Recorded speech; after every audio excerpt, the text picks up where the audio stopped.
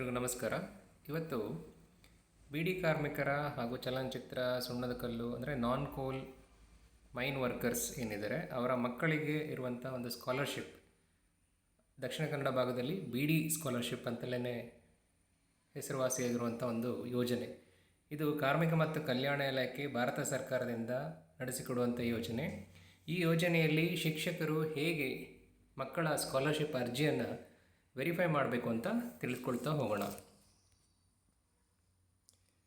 ಬಿಡಿ ಕಾರ್ಮಿಕರ ಸ್ಕಾಲರ್ಶಿಪ್ಗೆ ಅರ್ಜಿ ಹಾಕಲಿಕ್ಕೆ ಮಕ್ಕಳಿಗೆ ಕೊನೆಯ ದಿನಾಂಕ ಅಂದರೆ 1ರಿಂದ 10ನೇ ತರಗತಿಯ ಮಕ್ಕಳು, ಪ್ರೀ ಮೆಟ್ರಿಕ್ ವಿದ್ಯಾರ್ಥಿಗಳಿಗೆ ಆಗಸ್ಟ್ 31 ಕೊನೆಯ ದಿನಾಂಕ ಆಗಿರ್ತದೆ. ಹಾಗೆ ಶಾಲಾ ಹಂತದಲ್ಲಿ ವೆರಿಫೈ ಮಾಡಲಿಕ್ಕೆ 15 ಸೆಪ್ಟೆಂಬರ್ 2026 ಕೊನೆಯ ದಿನಾಂಕ ಆಗಿರ್ತದೆ. ಹಾಗೆ ಪೋಸ್ಟ್ ಮೆಟ್ರಿಕ್ ಅಂತ ಹೇಳಿದರೆ PUCಯಿಂದ ಮುಂದೆ ಅಂದರೆ ಇಂಜಿನಿಯರಿಂಗ್ ಕಾಲೇಜಲ್ಲಿ ಓದುವಂಥ ಮಕ್ಕಳಿಗೆ ಸ್ಕಾಲರ್ಶಿಪ್ ಅರ್ಜಿ ಹಾಕಲಿಕ್ಕೆ ಕೊನೆಯ ದಿನಾಂಕ 31 ಅಕ್ಟೋಬರ್ 2026 ಆಗಿರ್ತದೆ. ಹಾಗೆ ಕಾಲೇಜು ಹಂತದಲ್ಲಿ ವೆರಿಫೈ ಮಾಡಲಿಕ್ಕೆ ಕೊನೆಯ ದಿನಾಂಕ 15/11/2026 ಆಗಿರ್ತದೆ. ಇದರಲ್ಲಿ ಏನಾಗ್ತದೆ, ಸ್ಕಾಲರ್ಶಿಪ್ ಯೋಜನೆಯಲ್ಲಿ ಮಕ್ಕಳು NSPಯಲ್ಲಿ ಅಪ್ಲಿಕೇಶನ್ನ ಹಾಕಿರ್ತಾರೆ, ಅದನ್ನು ವೆರಿಫೈ ಮಾಡಬೇಕಾಗ್ತದೆ. ಶಾಲಾ ಹಂತದಲ್ಲಿ ವೆರಿಫೈ ಮಾಡಬೇಕಾಗ್ತದೆ. ವೆರಿಫೈ ಮಾಡಲಿಕ್ಕೆ ಪ್ರತಿಯೊಂದು ಶಾಲೆಯಲ್ಲಿ ಕೂಡ INO ಮತ್ತು HOI ಅಂತ ಇರ್ತಾರೆ. INO ಅಂತ ಹೇಳಿದರೆ ಇನ್ಸ್ಟಿಟ್ಯೂಟ್ ನೋಡಲ್ ಆಫೀಸರ್ ಅಂತ ಹೇಳಿ, ಹಾಗೆ HOI ಅಂತ ಹೇಳಿದರೆ ಹೆಡ್ ಆಫ್ ದಿ ಇನ್ಸ್ಟಿಟ್ಯೂಟ್ ಅಂತ ಹೇಳಿ. ಕೆಲವೊಂದು ಶಾಲೆಗಳಲ್ಲಿ ಅಂದರೆ ಈ ಪ್ರಾಥಮಿಕ ಶಾಲೆಗಳಲ್ಲಿ ಒಂದೇ ಟೀಚರ್ ಇದ್ದರೆ, ಒಂದೇ ಶಿಕ್ಷಕರಿದ್ದರೆ, ಒಬ್ಬ ಶಿಕ್ಷಕರು ಮಾತ್ರ ಇದ್ದರೆ, ಅಂಥ ಸಂದರ್ಭದಲ್ಲಿ ಒಬ್ಬ ಶಿಕ್ಷಕರನ್ನೇ ನೋಡಲ್ ಆಫೀಸರ್ ಆಗಿ ಹಾಗೂ ಹೆಡ್ ಆಫ್ ದಿ ಇನ್ಸ್ಟಿಟ್ಯೂಟ್ ಆಗಿ ಮಾಡಲಾಗಿರ್ತದೆ. ಅವರಿಗೇ 2 ಲಾಗಿನ್ ಐಡಿಗಳು ಇರ್ತದೆ. ಲಾಗಿನ್ ID ಮತ್ತು ಅವರಿಗೆ ಯೂಸರ್ ನೇಮ್ ಸೇಮ್ ಇರ್ತದೆ ಎರಡಕ್ಕೂ ಕೂಡ, ಬಟ್ ಪಾಸ್ವರ್ಡ್ ಬೇರೆ ಬೇರೆ ಇರ್ತದೆ.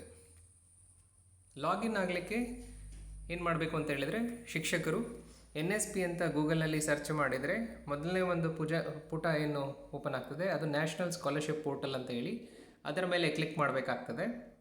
ಕ್ಲಿಕ್ ಮಾಡಿದ ನಂತರ ನೆಕ್ಸ್ಟ್ ಇನ್ಸ್ಟಿಟ್ಯೂಟ್ಸ್ ಅಂತ ಇದೆ, ಇನ್ಸ್ಟಿಟ್ಯೂಷನ್ಸ್ ಮೇಲೆ ಕ್ಲಿಕ್ ಮಾಡಬೇಕು. ನಂತರ ಲಾಗಿನ್ ಆಗಬೇಕಾಗ್ತದೆ. ಲಾಗಿನ್ ಆಗಬೇಕಾದ್ರೆ ಇನ್ಸ್ಟಿಟ್ಯೂಟ್ ನೋಡಲ್ ಆಫೀಸರ್ ಅಂತ ಹೇಳಿ ಲಾಗಿನ್ ಆಗಬೇಕು. ಏಕೆಂತ ಹೇಳಿದರೆ ಅಪ್ಲಿಕೇಶನ್ಸ್ ವೆರಿಫೈ ಮಾಡೋದು ನೋಡಲ್ ಆಫೀಸರ್ ಲಾಗಿನ್ನಲ್ಲಿ. ಸೊ ಹಾಗಾಗಿ ಇನ್ಸ್ಟಿಟ್ಯೂಟ್ ನೋಡಲ್ ಆಫೀಸರ್ ಅಂತ ಕ್ಲಿಕ್ ಮಾಡಿ ಅದರಲ್ಲಿ ಯೂಸರ್ ID ಮತ್ತು ಪಾಸ್ವರ್ಡನ್ನು ಹಾಕಿ ನಂತರ ಕ್ಯಾಪ್ಚಾ ಕೋಡನ್ನು ಹಾಕಿ ಲಾಗಿನ್ ಅಂತ ಕೊಡಬೇಕು.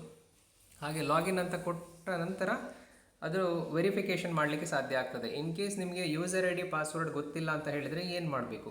ಇನ್ ಕೇಸ್ ನಿಮಗೆ ಯೂಸರ್ ID ಗೊತ್ತಿಲ್ಲ ಅಂತ ಹೇಳಿದರೆ ಯೂಸರ್ ID ಬಂದು ನಿಮ್ಮ ಡೈಸ್ ಕೋಡ್ ಆಗಿರ್ತದೆ.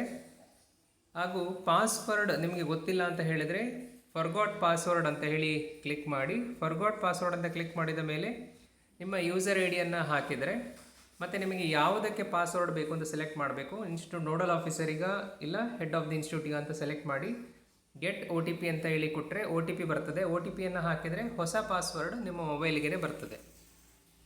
ಇನ್ ಕೇಸ್ ನಿಮಗೆ ಯೂಸರ್ ID ಗೊತ್ತಿಲ್ಲ ಅಂತ ಹೇಳಿದರೆ ನೀವು ಮೊದಲನೇ ಅಂತಂದರೆ scholarship.gov.in ಇದೆ, ಅದರ ಕ್ಲಿಕ್ ಮಾಡಿದಾಗ ಮೊದಲನೇ ಪೇಜ್ ಓಪನ್ ಆಗ್ತದೆ. ಅದರಲ್ಲಿ ಪಬ್ಲಿಕ್ ಅಂತ ಹೇಳಿ ಕ್ಲಿಕ್ ಮಾಡಬೇಕು. ಪಬ್ಲಿಕ್ ಅಂತ ಕ್ಲಿಕ್ ಮಾಡಿದ ನಂತರ ನೀವು ಫೈಂಡ್ ಇನ್ಸ್ಟಿಟ್ಯೂಟ್ಸ್ ಆನ್ NSP ಅಂತ ಹೇಳಿ ಕ್ಲಿಕ್ ಮಾಡಿ, ಅಲ್ಲಿ ಸರ್ಚ್ ನೌ ಅಂತ ಇದೆ. ಸರ್ಚ್ ನೌ ಅಲ್ಲಿ ಕ್ಲಿಕ್ ಮಾಡಿದ ನಂತರ ನಿಮಗೆ ಈ ಪೇಜ್ ಓಪನ್ ಆಗ್ತದೆ. ಇದರಲ್ಲಿ ನೀವು ಸ್ಟೇಟ್ ಮತ್ತು ಡಿಸ್ಟ್ರಿಕ್ಟ್, ಕಾಲೇಜ್ ಅಥವಾ ಸ್ಕೂಲ ಅಂತ ಸೆಲೆಕ್ಟ್ ಮಾಡಬೇಕು. ಮತ್ತು ನಿಮ್ಮ ಊರಿನ ಹೆಸರು ಅಥವಾ ನಿಮ್ಮ ಶಾಲೆಯ ಹೆಸರನ್ನು ಹಾಕಿ ಇಲ್ಲಿ ಕೆಳಗಡೆ ಕ್ಯಾಪ್ಚಾ ಕೋಡ್ ಇದೆ, ಕ್ಯಾಪ್ಚಾ ಕೋಡನ್ನು ಹಾಕಿದರೆ ನಿಮ್ಮ ಶಾಲೆಯ ಹೆಸರು ಬರ್ತದೆ. ಅದರಲ್ಲಿ ನೀವು ನೋಡ್ಬೋದು ಅಲ್ಲಿ ಯೂಸರ್ ID ಕೂಡ ಇದೆ. ಇನ್ಸ್ಟಿಟ್ಯೂಟ್ ID ಅಂತ ಏನಿದೆ ಅದು ಯೂಸರ್ ID ಆಗಿರ್ತದೆ. ಇನ್ ಕೇಸ್ ಪಾಸ್ವರ್ಡ್ ನಿಮಗೆ ಗೊತ್ತಿಲ್ಲ ಅಂತ ಹೇಳಿದರೆ ನಾನು ಆಗಲೇ ಹೇಳಿದೆ ಫರ್ಗಾಟ್ ಪಾಸ್ವರ್ಡ್ ಅಂತ ಕೊಡಿ, ಆಗ ನಿಮಗೆ ಹೊಸ ಪಾಸ್ವರ್ಡ್ ಜನ್ರೇಟ್ ಆಗಿ ಬರ್ತದೆ. ಸೊ ಈಗ ನಿಮಗೆ ಯೂಸರ್ ID ಕೂಡ ಸಿಕ್ಕಿದೆ, ಪಾಸ್ವರ್ಡ್ ಸಹ ಸಿಕ್ಕಿದೆ. ಅಂದರೆ ಮ್ಯಾಕ್ಸಿಮಮ್ ಶಾಲೆಗಳಲ್ಲಿ ಯೂಸರ್ ID ಬಂದು ನಿಮ್ಮ ಡೈಸ್ ಕೋಡ್ ಆಗಿರ್ತದೆ. ಕೆಲವೊಂದು ಶಾಲೆಗಳಿಗೆ ಮಾತ್ರ ಯೂಸರ್ ID ಬೇರೆ ಇರ್ತದೆ. ಯೂಸರ್ ID ಬೇರೆ ಇದ್ದರೆ ನಾನು ಹಿಂದಿನ ಹಂತದಲ್ಲಿ ಹೇಗೆ ತಿಳಿಸಿಕೊಟ್ಟೆ ಅಲ್ಲ, ಅಲ್ಲಿ ನಿಮಗೆ ಯೂಸರ್ ID ಸಿಗ್ತದೆ.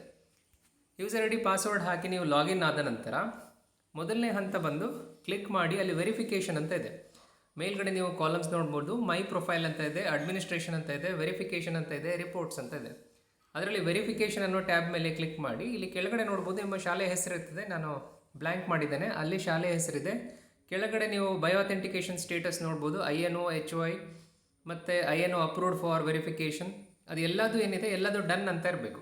ಇನ್ ಕೇಸ್ ಯಾವುದಾದ್ರು ನಾಟ್ ಡನ್ ಅಂತ ಇದ್ದರೆ ನೀವು ಅದನ್ನು ಡನ್ ಮಾಡ್ಕೋಬೇಕು. ಹೇಗೆ ಅಂತ ಹೇಳ್ಕೊಡ್ತೇನೆ. ಇನ್ ಕೇಸ್ ಬಯೋಥೆಂಟಿಕೇಷನ್ ನಾಟ್ ಡನ್ ಅಂತ ಇದ್ದರೆ ನೀವು ಮೊಬೈಲಲ್ಲಿ ಆ್ಯಪ್ ಹಾಕ್ಕೋಬೇಕು. ಸೊ NSP ಫೇಸ್ ಅಥೆಂಟಿಕೇಷನ್ ಆ್ಯಪನ್ನು ಹಾಕಿ, ಆಧಾರ್ ಫೇಸ್ RD ಆ್ಯಪನ್ನು ಹಾಕಿ, NSP ಫೇಸ್ ಅಥೆಂಟಿಕೇಷನ್ ಆ್ಯಪಲ್ಲಿ ನಿಮ್ಮ ಯೂಸರ್ ID ಪಾಸ್ವರ್ಡನ್ನು ಹಾಕಿದರೆ ನಿಮ್ಮ ಫೇಸ್ ಅಥೆಂಟಿಕೇಷನ್, ನಿಮ್ಮ ಫೇಸ್ ಬರ್ತದೆ, ಅಂದರೆ ರೌಂಡ್ ಸರ್ಕಲ್ ಬರ್ತದೆ, ಅದರಲ್ಲಿ ನಿಮ್ಮ ಫೇಸ್ ಬಂದು ನೀವು ಐಸ್ ಬ್ಲಿಂಕ್ ಮಾಡಿದರೆ ನಿಮಗೆ ಬಯೋ ಅಥೆಂಟಿಕೇಷನ್ ಆಗ್ತದೆ. ಸೊ ಇದು 2 ಬಯೋ ಅಥೆಂಟಿಕೇಷನ್, ಅಂದರೆ INO ಕೂಡ ಬಯೋ ಅಥೆಂಟಿಕೇಷನ್ ಮಾಡಬೇಕು, HOI ಕೂಡ ಬಯೋ ಅಥೆಂಟಿಕೇಷನ್ ಮಾಡಬೇಕು. ನೆಕ್ಸ್ಟ್ ಈ 3ನೇ option INO approved for verification ಇದು ನಾಟ್ ಡನ್ ಅಂತ ಇದ್ದರೆ HOI ಲಾಗಿನ್ನಲ್ಲಿ ಅಲ್ಲಿ ಅಡ್ಮಿನಿಸ್ಟ್ರೇಷನ್ ಅಂತ ಇದೆ. ಇಲ್ಲಿ ಮೇಲ್ಗಡೆ ನೀವು ನೋಡ್ಬೋದು HOI ಲಾಗಿನ್ನಲ್ಲಿ ಅಡ್ಮಿನಿಸ್ಟ್ರೇಷನಲ್ಲಿ ಕ್ಲಿಕ್ ಮಾಡಿದರೆ ಅಲ್ಲಿ ಅಪ್ರೂವ್ INO ಫಾರ್ ವೆರಿಫಿಕೇಷನ್ ಅಂತ ಇದೆ. ಅಲ್ಲಿ OTP ಹಾಕಿ ನೆಕ್ಸ್ಟ್ ಪೇಜಲ್ಲಿ ಅಪ್ರೂವ್ ಅಂತ ಕೊಟ್ಟರೆ ಅಲ್ಲಿ ಅಪ್ರೂವ್ ಆಗ್ತದೆ. ನೆಕ್ಸ್ಟ್ ನೀವು HOI ಇಂದ ಲಾಗೌಟ್ ಆಗಿ INOನಲ್ಲಿ ಲಾಗಿನ್ ಆಗಬೇಕು. ಲಾಗಿನ್ ಆದರೆ ನಿಮಗೆ ಇಲ್ಲಿ INO approved for verification done ಅಂತ ಇರ್ತದೆ. ಮತ್ತು ಪ್ರೊಫೈಲ್ ಅಪ್ಡೇಟ್ ಸ್ಟೇಟಸ್ ಇದು ಇನ್ ಕೇಸ್ ನಾಟ್ ಡನ್ ಅಂತ ಇದ್ದರೆ ಇಲ್ಲಿ ಅಡ್ಮಿನಿಸ್ಟ್ರೇಷನಲ್ಲಿ ಅಪ್ಡೇಟ್ ಪ್ರೊಫೈಲ್ ಅಂತ ಇದೆ, ಅದರ ಮೇಲೆ ಕ್ಲಿಕ್ ಮಾಡಿ OTP ಹಾಕಿದರೆ ನಿಮ್ಮ ಪ್ರೊಫೈಲ್ ಬರ್ತದೆ. ಕೆಳಗಡೆ ಫೈನಲ್ ಸಬ್ಮಿಟ್ ಅಂತ ಕೊಟ್ಟರೆ ಸೊ ಅಲ್ಲಿ ಕಂಪ್ಲೀಟ್ ಆಗ್ತದೆ. ಸೊ ಆಗ ಈ 4 ಆಪ್ಷನ್ ಡನ್ ಅಂತ ಬರ್ತದೆ. ಸೊ ಇದು 4 ಆಪ್ಷನ್ ಡನ್ ಅಂತ ಇದ್ದ ಮೇಲೆ ನೀವು ಇಲ್ಲಿ ವೆರಿಫಿಕೇಷನ್ ಮೇಲೆ ಕ್ಲಿಕ್ ಮಾಡಬೇಕು. ಸೊ ಈ ಒಂದು ಪೇಜ್ ಏನಿದೆ ಇದು ಹೊಸ ರೂಪ ತೆಗೆದುಕೊಂಡಿದೆ. ವೆರಿಫಿಕೇಷನ್ ಮೇಲೆ ಕ್ಲಿಕ್ ಮಾಡಬೇಕು. 2ನೇ ಹಂತದಲ್ಲಿ ಅಪ್ಲಿಕೇಶನ್ ಪೆಂಡಿಂಗ್ ವೆರಿಫಿಕೇಷನ್ ಅಂತ ಇದೆ, ಅದರ ಮೇಲೆ ಕ್ಲಿಕ್ ಮಾಡಿ. ಅದರ ಮೇಲೆ ಕ್ಲಿಕ್ ಮಾಡಿದಾಗ ನಿಮಗೆ ಅಲ್ಲಿ ಫ್ರೆಶ್ ಮತ್ತು ರಿನ್ಯೂವಲ್ ವೆರಿಫಿಕೇಷನ್ ಅಂತ ಬರ್ತದೆ. ನೀವು ಅಲ್ಲಿ ಫ್ರೆಶ್ ವೆರಿಫಿಕೇಷನ್ ಅಂತ ಕ್ಲಿಕ್ ಮಾಡಬೇಕು. ಕ್ಲಿಕ್ ಮಾಡಿದಾಗ ನಿಮಗೆ ಇಲ್ಲಿ ನಿಮ್ಮ ಶಾಲೆಯ ಮಕ್ಕಳ ಹೆಸರು ಸಿಗ್ತದೆ, ಅಂದರೆ ಅವರ ಅಪ್ಲಿಕೇಶನ್ ID, OTR ID ಎಲ್ಲ ಸಿಗ್ತದೆ. ಆ ಲೈನಲ್ಲಿ ಕೊನೆಯಲ್ಲಿ ನಿಮಗೆ ಒಂದು ಕಣ್ಣಿನ ಚಿತ್ರ ಕಾಣಿಸ್ತದೆ, ಅಂದರೆ ವ್ಯೂ ಡೀಟೇಲ್ಸ್ ಅಂತ ಹೇಳಿ. ಸೊ ಆ ಒಂದು ವ್ಯೂ ಡೀಟೇಲ್ಸ್ ಮೇಲೆ ಕ್ಲಿಕ್ ಮಾಡಬೇಕು. ವ್ಯೂ ಡೀಟೇಲ್ಸ್ ಮೇಲೆ ಕ್ಲಿಕ್ ಮಾಡಿದಾಗ ನಿಮ್ಮ ಮಕ್ಕಳ ಸಂಪೂರ್ಣ ಮಾಹಿತಿ ಸಿಗ್ತದೆ. ಹಾಗೆ ಕೊನೆಯಲ್ಲಿ ಪೇಜನ್ನು ಸ್ಕ್ರೋಲ್ ಮಾಡ್ತಾ ಬನ್ನಿ. ಕೆಳಗಡೆ ಬಂದರೆ ನಿಮಗೆ ಅಲ್ಲಿ ಅಪ್ಲಿಕೇಶನ್ ಅಂದರೆ ಅಡ್ಮಿಷನ್ ಫೀಸ್, ಟ್ಯೂಷನ್ ಫೀಸ್ ಇದನ್ನೆಲ್ಲ ಹಾಕಲಿಕ್ಕೆ ಬರುತ್ತದೆ. ಅದು ನಿಮ್ಮ ಗೌರ್ಮೆಂಟ್ ಶಾಲೆ ಆಗಿದ್ದರೆ 00 ಹಾಕಿ, ಪ್ರೈವೇಟ್ ಶಾಲೆ ಆಗಿದ್ದರೆ ನಿಮ್ಮ ಶಾಲೆಯ ಫೀಸನ್ನು ಹಾಕಿ. ಕೆಳಗಡೆ 2 ಚೆಕ್ ಬಾಕ್ಸ್ ಇದೆ, ಎರಡನ್ನು ಕೂಡ ಟಿಕ್ ಮಾಡಿ. ಟಿಕ್ ಮಾಡಿದ ನಂತರ ನಿಮಗೆ ಇಲ್ಲಿ ವೆರಿಫೈ ಬಟನ್ ಅನ್ನೋದು ಕಾಣಿಸ್ತದೆ, ಅದರ ಮೇಲೆ ಕ್ಲಿಕ್ ಮಾಡಬೇಕು. ಸೊ ಅಲ್ಲಿಗೆ ವೆರಿಫಿಕೇಷನ್ ಕಂಪ್ಲೀಟ್ ಆಗ್ತದೆ. ಮತ್ತೊಂದು ವಿಶೇಷ ಮಾಹಿತಿ ಟೀಚರ್ಸ್ಗೆ ಅಂತ ಹೇಳಿದರೆ, ಕೆಲವೊಂದು ಶಾಲೆಗಳಲ್ಲಿ ಟೀಚರ್ಸ್ ಟ್ರಾನ್ಸ್ಫರ್ ಆಗಿರ್ತಾರೆ, ಇಲ್ಲ ರಿಟೈರ್ಡ್ ಆಗಿರ್ತಾರೆ. ಅಂಥ ಸಂದರ್ಭದಲ್ಲಿ ಏನು ಮಾಡಬೇಕು ಅಂತ ಹೇಳಿದರೆ, ಅವರು ಈ ಒಂದು ಪೇಜ್, ಅಂದರೆ ಈಗ ನೀವು ನೋಡ್ಬೋದಲ್ಲಿ scholarships.gov.in/district nodal officer details list ಅಂತ ಇದೆ. ಅದರ ಮೇಲೆ ಕ್ಲಿಕ್ ಮಾಡಿದರೆ ನಿಮ್ಮ ಡಿಸ್ಟ್ರಿಕ್ಟಿನ ನೋಡಲ್ ಆಫೀಸರ್ ಯಾರು ಅಂತ ಈ ಒಂದು ಪೇಜಲ್ಲಿ ಕಾಣಿಸ್ಕೊಳ್ತದೆ. ಇಲ್ಲಿ ನೋಡ್ಬೋದು, ನಾನು ದಕ್ಷಿಣ ಕನ್ನಡಕ್ಕೆ ಸರ್ಚ್ ಮಾಡಿದ್ದೇನೆ. ಅದರಲ್ಲಿ ಯಾರು ನಿಮ್ಮ ನೋಡಲ್ ಆಫೀಸರ್ ಮತ್ತು ಅವರ ಅಡ್ರೆಸ್ ಮತ್ತು ಮೇಲ್ ID ಇಷ್ಟು ಮಾಹಿತಿ ಕಾಣಿಸ್ತಾ ಇದೆ. ಸೊ ಈ ಒಂದು ಮಾಹಿತಿಯನ್ನು ಪಡೆದುಕೊಂಡು ಕನ್ಸರ್ನ್ಡ್ ಯಾರಿದ್ದಾರೆ ನೋಡಲ್ ಆಫೀಸರ್ ಅವರನ್ನು ಕಾಂಟ್ಯಾಕ್ಟ್ ಮಾಡಿದರೆ ಹೊಸ ಶಿಕ್ಷಕರು ಯಾರು ಬಂದಿರ್ತಾರೆ ಅವರ ಆಧಾರ್ ಕಾರ್ಡ್, ಅವರು ಶಿಕ್ಷಕರು ಆಧಾರ್ ಕಾರ್ಡನ್ನು ತೆಗೆದುಕೊಂಡು ಹೋಗಬೇಕು. ಆಧಾರ್ ಕಾರ್ಡನ್ನು ಕೊಟ್ಟರೆ ಮತ್ತು ಒಂದು ರೈಟಿಂಗಲ್ಲಿ ಲೆಟ್ರನ್ನು ಕೊಟ್ಟರೆ ಸೊ ಆ ಶಿಕ್ಷಕರನ್ನು ನೋಡಲ್ ಆಫೀಸರ್ ಆಗಿ ಮಾಡಲಾಗ್ತದೆ. ಇನ್ ಕೇಸ್ HM ಕೂಡ ಚೇಂಜ್ ಆಗಿದ್ದರೆ ಹೊಸ HM ಯಾರು ಬಂದಿದ್ದಾರೆ ಅವರು ಆಧಾರ್ ಕಾರ್ಡನ್ನು ತೆಗೆದುಕೊಂಡು ಹೋದರೆ ಅವರನ್ನು ಹೆಡ್ ಆಫ್ ದಿ ಇನ್ಸ್ಟಿಟ್ಯೂಟ್ ಆಗಿ ಮಾಡ್ತಾರೆ. ಇನ್ ಕೇಸ್ ಒಂದೇ ಟೀಚರ್ ಇದ್ದರೆ ಅವರನ್ನೇ ಒಂದೇ ಟೀಚರನ್ನು INO ಆಗಿ ಹಾಗೂ HOI ಆಗಿ ಮಾಡಲಾಗ್ತದೆ. ಆಗ ಒಮ್ಮೆ ಅವರು ಈ ನೋಡಲ್ ಆಫೀಸರ್ ಏನಿದ್ದಾರೆ ಅವರು INO ಅಥವಾ HOI ಕ್ರಿಯೇಟ್ ಮಾಡಿದ ತಕ್ಷಣ ಇವರ ಶಿಕ್ಷಕರ ಮೊಬೈಲಿಗೆ ಯೂಸರ್ ID ಮತ್ತು ಪಾಸ್ವರ್ಡ್ ಮೆಸೇಜಲ್ಲಿ ಬರ್ತದೆ, SMS ಮುಖಾಂತರ ಬರ್ತದೆ.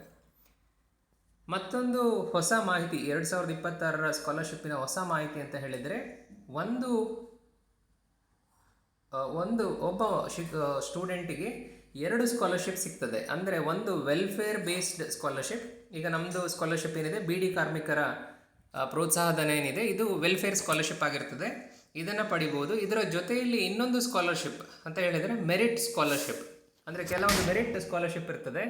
ಮೆರಿಟ್ ಸ್ಕಾಲರ್ಶಿಪ್ ಅಂತ ಹೇಳಿದರೆ 90% ಅಥವಾ 95%ಗಿಂತ ಜಾಸ್ತಿ ತೆಗೆದಿರುವಂಥವ್ರು ಅಥವಾ ಹೆಣ್ಮಕ್ಳಿಗೆ ಸಿಗುವಂಥ ಕೆಲವೊಂದು ಸ್ಕಾಲರ್ಶಿಪ್ಗಳು, ಆ ಥರ ಸ್ಕಾಲರ್ಶಿಪ್ಪನ್ನು ಕೂಡ ಅಪ್ಲೈ ಮಾಡ್ಬೋದು. ಅಂದರೆ ಒಂದು ಮಗುವಿಗೆ 2 ಸ್ಕಾಲರ್ಶಿಪ್ಪನ್ನು ಕೂಡ 2 ಸ್ಕಾಲರ್ಶಿಪ್ ಸಿಗ್ತದೆ ಈ ವರ್ಷದಿಂದ 2026ರಿಂದ.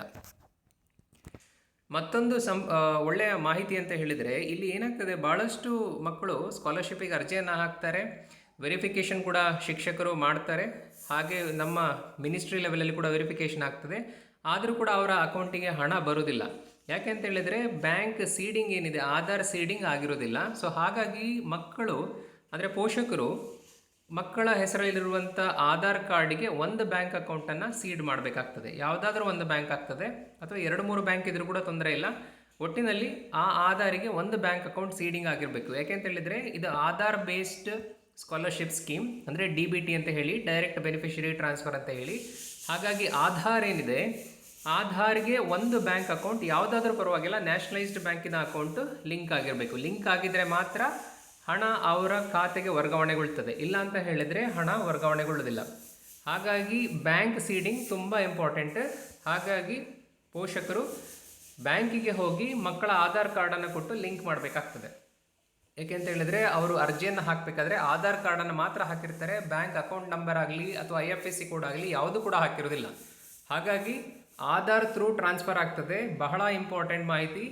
ಆಧಾರನ್ನು ಬ್ಯಾಂಕ್ ಅಕೌಂಟಿಗೆ ಲಿಂಕ್ ಮಾಡಬೇಕಂದ್ರೆ ಬ್ಯಾಂಕಲ್ಲಿ ಹೋಗಿ ಆಧಾರಿಗೆ ಒಂದು ಅಕೌಂಟನ್ನು, ಅಂದರೆ ಮಕ್ಕಳ ಅಕೌಂಟ್, ಯಾಕೆಂತ ಹೇಳಿದರೆ ಮಕ್ಕಳ ಹೆಸರಲ್ಲಿ ಅರ್ಜಿಯನ್ನು ಹಾಕೋದು. ಸೊ ಹಾಗಾಗಿ ಮಕ್ಕಳ ಆಧಾರನ್ನು ಒಂದು ಬ್ಯಾಂಕಿಗೆ ಲಿಂಕ್ ಮಾಡಬೇಕಾಗ್ತದೆ.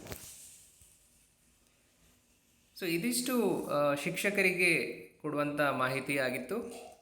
ಇದು ಭಾರತ ಸರ್ಕಾರದ ಕಾರ್ಮಿಕ ಕಲ್ಯಾಣ ಇಲಾಖೆಯಿಂದ ಪ್ರಸ್ತುತಪಡಿಸಲಾಗುವಂತಹ ವಿದ್ಯಾರ್ಥಿ ವೇತನದ ಯೋಜನೆ 2026. ಧನ್ಯವಾದಗಳು.